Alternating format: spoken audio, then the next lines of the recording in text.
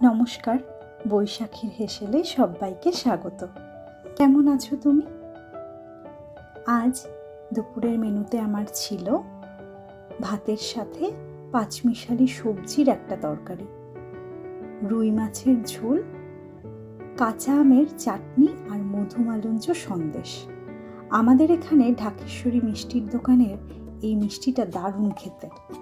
যাই হোক, কালকের একটা গল্প করি শোনো। কাল তো মাধ্যমিক পরীক্ষার রেজাল্ট ছিল। স্কুল থেকে ফিরতে দুপুর হয়ে গিয়েছিল। স্কুল ফেরত এসেছিলাম বাপের বাড়ি।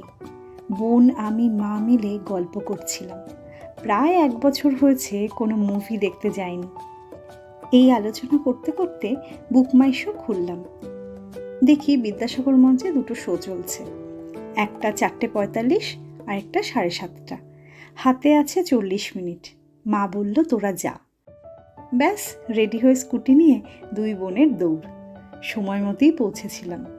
আমরা এমনই, দিনক্ষণ সময় লাগে না, হঠাৎ প্ল্যান করি আর বেরিয়ে পড়ি। আলাপ দেখলাম। আবিরকে আমার বরাবরই ভালো লাগে। মুভিটা দারুণ লেগেছে, কিন্তু আমার পয়েন্ট অফ ভিউ থেকে এন্ডিংটা খুব একটা পছন্দ হয়নি। রেটিং ভালোই, ভালো হওয়ার মতোই, দেখতে পারো, ভালো লাগবে। যাই হোক, আজ তবে আসি, কাল আবার দেখা হচ্ছে। সবাই সবার পরিবারকে নিয়ে সুস্থ থেকো, ভালো থেকো। নমস্কার।